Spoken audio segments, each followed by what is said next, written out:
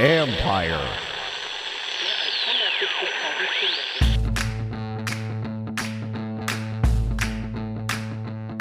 The Commanders swept the Giants. It is a new day indeed. Hello and welcome to my podcast. Do me a favor, subscribe to the John Keim Report wherever you get your podcasts. If you're watching on YouTube, hit that like button, hit that subscribe button.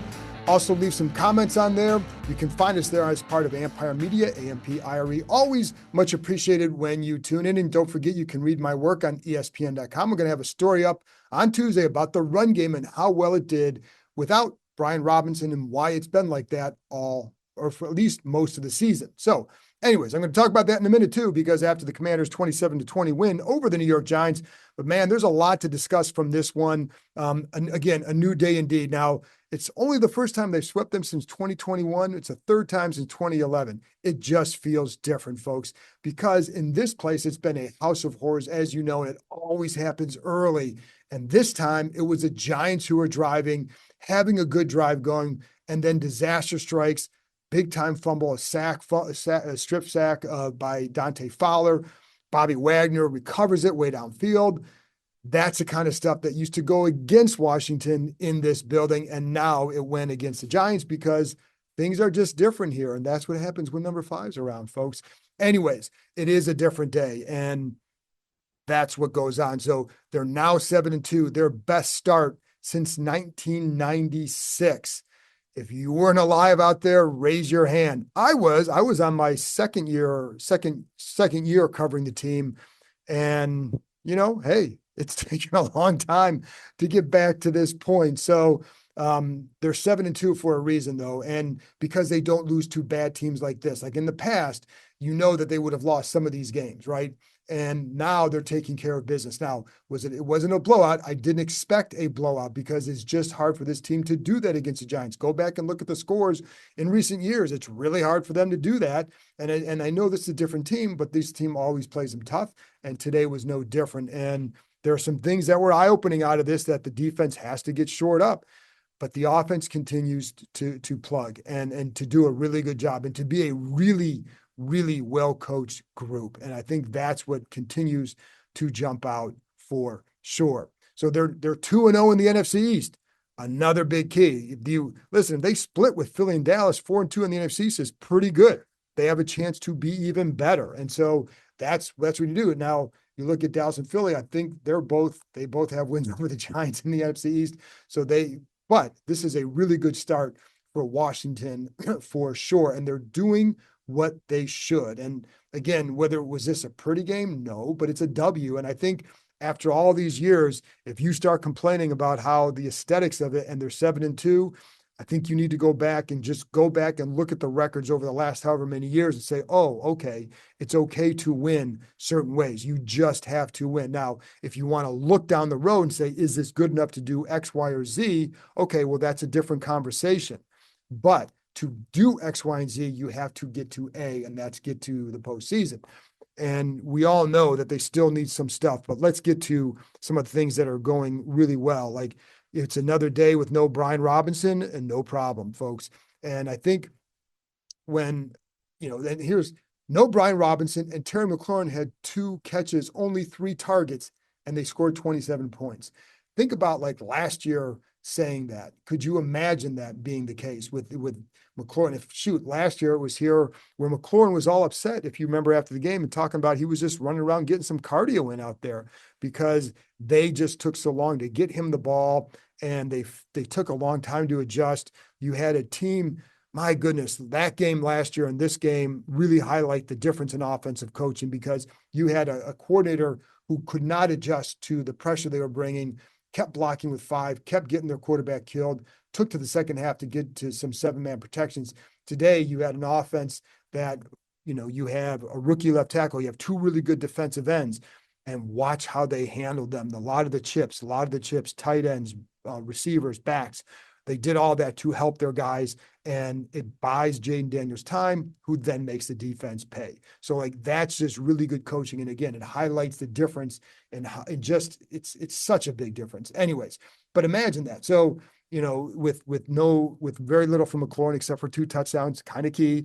but no Brian Robinson. You had 8 receivers touch the ball. 4 guys ran the ball, including Jaden Daniels.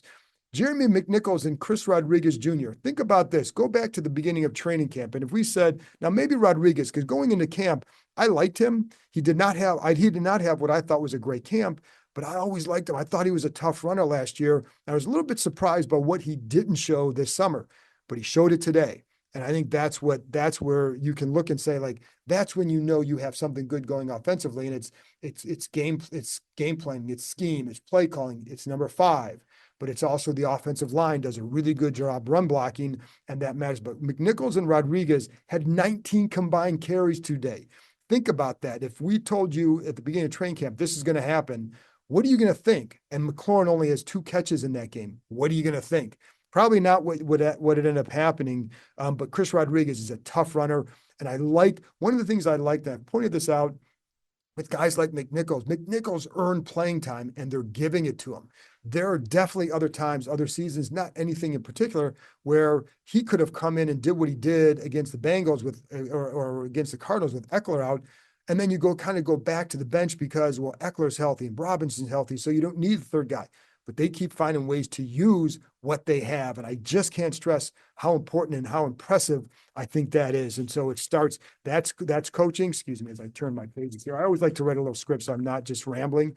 But anyway, I think you can give a lot of credit to the offensive line. You can give a lot of credit to Kingsbury and what they do. And I think it's a philosophy, certainly you see it on defense. You have Dan Quinn, find what your guys do and put them in those spots. Find what they do well, because everybody here does something well and they're doing it. And so you have a rookie in Brandon Coleman who was out there, no Cornelius Lucas. It was the first time Coleman had to play all game. By the way, he did have a situation where his something happened, his fingers got dislocated a little bit. He had to have Nick Allegretti pop it back into place. Allegretti told us how queasy that made him. He goes, I popped my own finger back in, never a teammate's, but he said he had to look away and pop it back in. But that's you want to talk about brotherhood, that's trust too, man, because, doing it, but Coleman needed him to do it and he did it and he helped it and he played and he did a really good job. Andrew Wiley did a good job as well. And one of the things that Wiley said, like, he was really high in Coleman afterwards. He said, this is what Wiley said about Coleman. I can't stress how good a tackle he is. You can build around a guy like that. So I was watching and I was able to, it's hard to just focus on a guy when you're in a game, right? But especially on the offensive line, you just get so much to do. But the times where you were able to see it, like there were multiple times where I felt like the coaching was there on a 16-yard pass. I think it was to Noah Brown. He had 2 tight ends to his side.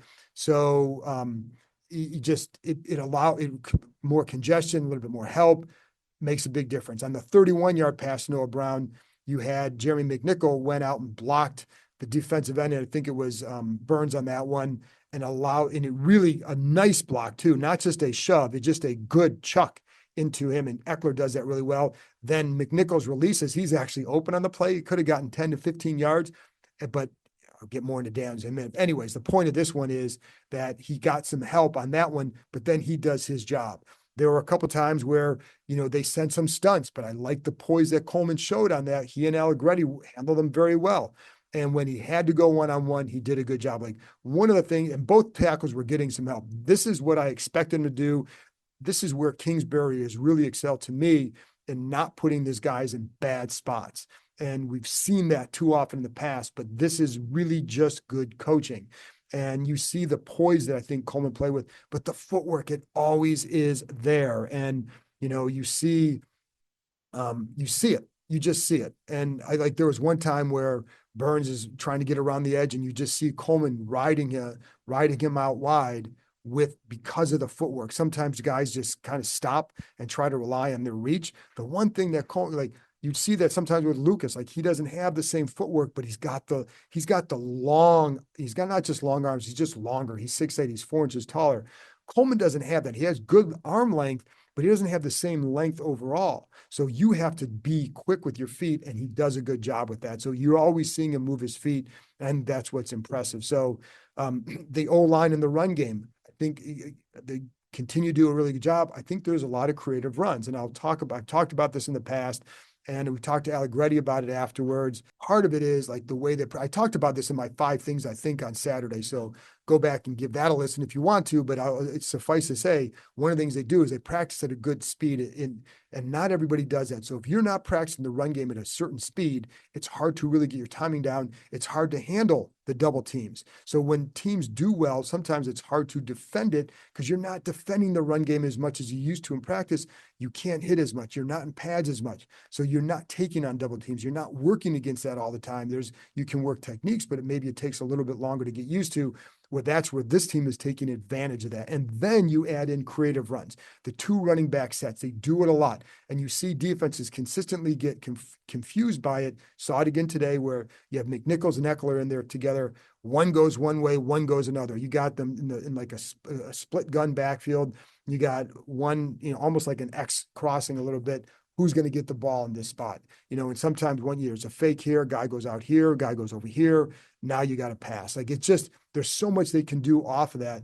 And I think it's just part of what they do well. And then you have, it's funny because like Wiley was, I should have mentioned this earlier, but in terms of the pass protection, one of the things that Wiley said, as long as we do our job, he can do what he wants back there. He's something special. Now, of course, he's talking about Jayden Daniels. So that's why what they do they deserve a lot of credit for what they did, but it's so much goes into it as we've talked in the past. But getting back to the run game, then you'll see the run sets too, where you have those 2 backs in together. Sometimes it's I don't know what to even call it, but it's like it's not an offside eye, but it's almost like an I formation next to the quarterback. So you'd have McNichols in front and Eckler in the back, standing next to Jayden Daniels, who is in the gun. So it's a different way to get to it. And then also like another time you had, and I really like this run, but this is with Rodriguez and it's down in the red zone late in the game and they're trying to run out the clock. And you have 2 tight ends are just lined up side by side behind the tackle and the guard. And they're the ones leading Rodriguez. They're pulling over and leading Rodriguez through. It's just a slightly different look with a run that you're going to use probably a decent amount, but it gives you in a slightly different way. And so just something else for the defense to think about, but they do it well. They execute those blocks well. And also on that play, Zacchaeus with a good block too. So you're getting contributions from all over in detailed, subtle, small, big ways. And I think it all adds up to an offense that, they didn't have the ball a ton, still managed 27 points. And it's funny because the Giants were controlling the ball, and controlling the clock, and these guys were scoring. If you're going to control the clock, you better finish with touchdowns, all the time. So that's one thing that is for sure. Hey, it's Bram Weinstein here, voice of the Commanders, and of course, frequent guest of this podcast, the John Keim Report.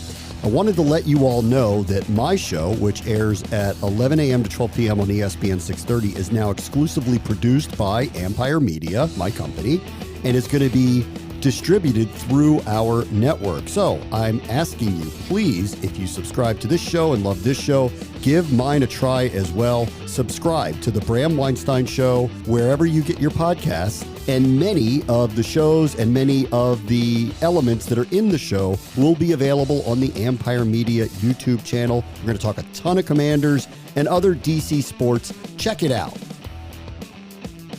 So they were able to do some of that, and that's a lot of creativity. I think that's why that run game works, regardless of who's in there. You start with the line, good additions up front, good blocking offensive line, but not just the line. Because if you're running well, you're getting contributions in terms of the blocking from all over. And I brought up Zacchaeus. You see it with the tight ends. And I think that really bodes well for what they're trying to do here. And then, of course, there's Jayden Daniels. So here's a key stat for you, and this is something that this is a telling stat. So since 1933, well, let me back up. 1933 is important. Washington only has 3 turnovers through 9 games. That is the fewest turnovers since they started keeping track of turnovers in 1933. Think about that. Do you know how many they had at this point last year through 9 games? They had 20 turnovers. 20 turnovers through 9 games last year. You want to know why they're 7-2 and what the impact of number 5 is? It's also in that. He plays a very mature game with the ball. And sometimes I'll be honest, there's sometimes you're like, okay, you probably could have thrown this one. And there was a play in the red zone where I think it highlights that. And there was one last week too that I want to talk about because I think it's important because it highlights, I think, his mentality with the ball. So today there's a 3rd down and 4 in the red zone. The Giants look like in a cover 2 where they run Ertz over the middle. And that's where he's looking. The safety on the backside bites down, or excuse me, on the play side, bites down on it, right? Well, meanwhile, you got Dyami Brown going to the corner of the end zone and he's wide open. The corner doesn't realize the safety's coming down. The corner sinks to a point, but not all the way deep. So he's open. But the first look is Ertz. And the safety starts driving down on it. Well, then Jaden pulls it back. And it looks like, could he have thrown now to Dyami Brown? Well, I think so. Now I want to see the all 22 because going off when I was watching it, but then also off the TV feed and the replays, it looks like he's open. But at what point would he see him given where the pass rush is? But here's the point. And yes, could he have thrown a touchdown? Yes, I think.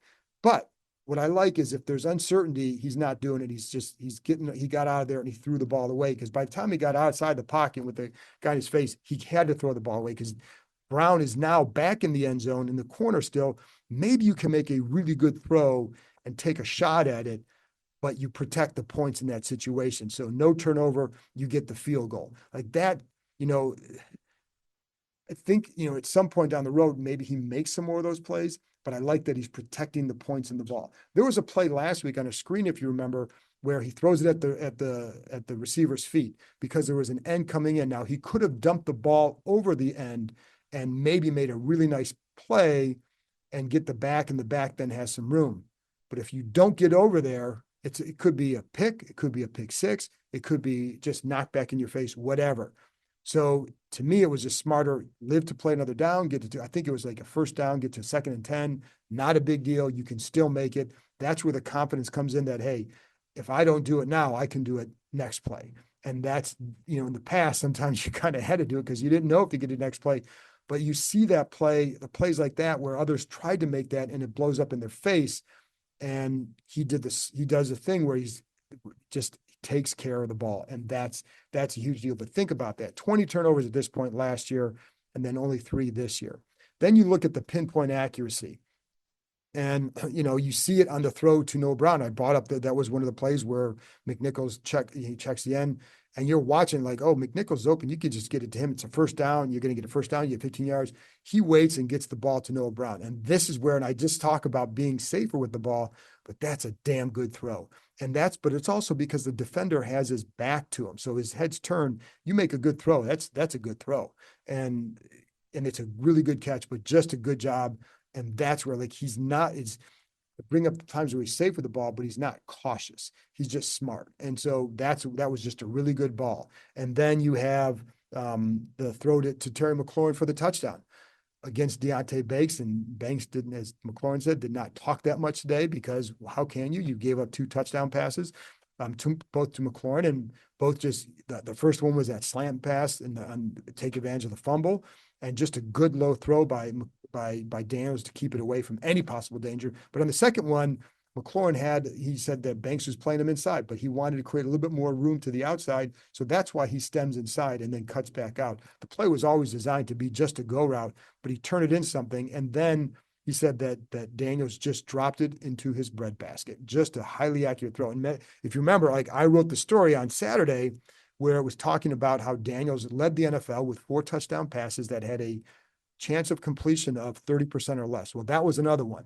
So that becomes a 5th of his 9 touchdown passes had that probability or less, which just tells you about his accuracy. And the funny thing is, like, I was talking to Ertz after the game too, and his thing is like he's never rushed. And you see that all the time. Like one of the things I felt like Caleb Williams last week was a little bit rushed at times. You don't ever feel like that with Daniels. And it just, it's just really just a mature player. And even after the game, guys just talk about him in a certain way. And, I brought up what Wiley said, and, Jeremy Reeves will rave about him all the time and just how good he is. And Nick Allegretti will say this and like how impressive he is as a rookie but they don't consider him a rookie anymore. So, but it's just with Daniels are like, he gets all these rookies of the week and you never know it. Like he's not boastful about it. He doesn't talk about them. When people tell him about it, he just kind of shrugs it off. And then even after the game, somebody asked, are you able to even reflect what you've done at this point in the year? He's like, I still got a ways to go. I can reflect after my rookie season. And my guess is at that point, what he'll do at that point is work to get better, not reflect, because that's just kind of how he is. And then it depends like, well, if you reflect on a rookie year where you win a playoff game but don't get to the Super Bowl, well, that's what he's going to be driven by, because that's just how he is. And he also, one thing you also saw, he likes to trash talk a little bit. He definitely was talking to the Giants sidelines a little bit. He enjoys that. I think some players, others enjoy that. So it's part of what makes him fun. And, speaking of fun, like Jeremy Reeves told us after the game, he goes, I have not had this much fun ever. That's a point echoed by many people. I mean, again, McLaurin, 2 catches, 19 yards now, 2 touchdowns, but 2 for 19. And the smiles on his face were just so different from last year when when it was just a disaster up here. So yeah, last year he said he was running cardio. The defense. So this is where now you look at the issues, right? So the defense run game was better, run defense better in the second half. First half, it was a disaster. 142 yards. All the Giants were doing was trying to run the ball. You want to know how to defend Malik Nabers? You get the Giants to run every play. That's how they defended Malik Nabers. And Nabers had, I think, 9 catches, didn't really do any damage, but it was because they tried to run on every play, and it succeeded, but didn't get him a lot of points. Second half, much better. I think it was like 24 yards or something like that, 22 yards in the second half, something like that. And I'd love to tell you the difference. I have to go back and watch it, and we'll see. But third downs were also an issue. They've got to clean that stuff up. Like, there's stuff that they definitely have to clean up with that defense. The third downs with the Giants. The Giants have scored 13 touchdowns this year, 6 against Washington. So you've got to be. That's just tough. It's just tough, folks. Or is it 5, I think, against Washington? So, I think, what is, it was 3 touchdowns. So, 27-22 game, you get mixed up with the kind of, the scores you get. So anyways, but that's a problem. And I think we know that that's a problem. They trade deadline on Tuesday. If they can add another cornerback, I think they'd be wise to look for one. I know that they clearly are, because that's what they do. We all know what they need. They're not going to mortgage the future. They're not going to go crazy with it. But if you can add a cornerback with some depth, then you will do that. So that's one thing. And, we know that Benjamin St-Juste, he's hit his ceiling, folks. This is who he is. And so are all the sins his fault in the secondary? No, but he's covering guys that are, to be honest, that are above his pay grade, right? And it's just, it's hard. And, he's going to give up those comeback routes. The guy competes hard, but it's just what it is. And so he's going to give up some of those comeback routes. And, that's what happens. And he doesn't want to get beat deep, and I give him credit for that. But those comeback routes are going to always be there against him. He plays off. They'll get a double move, go, and then come back. And that's what happens. But, so I don't what's the ceiling for this defense with the way the corners are, makes it tough. But, I don't know what they're going to be able to do at the deadline to really enhance that. And there's really nothing on the roster that you're going to say oh, you've got to start playing this guy more, and maybe put him in a better spot as well. But, I think Igbinoghene and Samerstill did a good job as well. So, I think the secondary made some big plays. Jeremy Chinn in particular made some really big plays. And I think he continues to make more and more plays. And you're seeing it. He had one time, he had some really good chase down on I think it was on Daniel Jones. And you saw the speed and coming up on the hit. He had a nice pass defense against a tight end. Blew up a screen. There were just multiple times where he made his presence felt, and we talked about the communication skills that he has as well. So good job by him. The defense you cannot give up those kind of yards in the ground, because what other team's going to do? You're going to try and do that and just keep testing him. And, so got to see more of what happened there. But it's something that is still to be monitored at the very least, right? And you can't, I think if you get a better offense in there with maybe a more balanced attack, how did they take advantage of it? But you know what? They're 7-2, and only one team has really done that since the season opener, and that's Baltimore. Well, the Bengals did too, but they won that game. So anyway, but it's still something to watch to me, because I think we all know that there are some problems there. That this is where, like, it's funny because I was talking to someone before the game, the team official, like, they know how fans are starting to feel now, but they also know that they still got a lot of work to do on this roster. Like, this is not a finished product. This is a team that remains in a building process. It's just that they've accelerated the expectations because of the play of the offense in number 5, and then some timely plays by the defense. Like Fowler, that play was huge. And so you've got to give him credit for that. So anyways, that's it. That's it for me, folks. Wrapping up a 27-22 win by the Commanders. Just again, been a house of horrors, and they did what they're supposed to do, and they could have knocked one in at the end there. And by the way, I said for you guys of the score predictions, that if everybody got it right, I mentioned on the air. Well, nobody did. Yet some people were pretty close, but nobody did. And shout out to Robert on there. I can't remember your last name on there, but you asked, why didn't I talk about Daniel Jones and his legs on there? Well, I'm like, well, I don't know. Like, they did okay with him in the first game. And then early in the game, they went out and did he had a couple big plays. And even that's where some of the discipline comes in. And I wondered on some of those plays was Percy Butler on that one appeared to bite hard inside. Somebody's got to stay outside. It looks like that was what he was supposed to do. I don't know for that for sure. And then on the touchdown pass, the tight end on that one, Butler comes storming up to it with the run, and the tight end just runs by him to the corner of the end zone for a touchdown. Again, that certainly appeared to be his guy. Got to be more disciplined than that, because those little plays could have bit you in the end, but they did not. Washington wins 27-22. And I think I may have said the wrong score in the first part of this video. So I apologize, but it was 27-22. Anyway, that's it for me. That's it from the Meadowlands. Washington is now 7-2. Folks, you didn't see this one coming. Enjoy it, and you get back to it next week against Pittsburgh. Going to be a hell of a game at Nationwide. And by the way, I'll do my game review Tuesday morning. Going to have a shorter one for you this time, and also the live stream Tuesday night with Bram Weinstein, the voice of the Commanders, 7:30 Eastern time. Join us there. Always a lot of fun, a lot going on. It should be an exciting time for you. So join us there. Talk to you next time.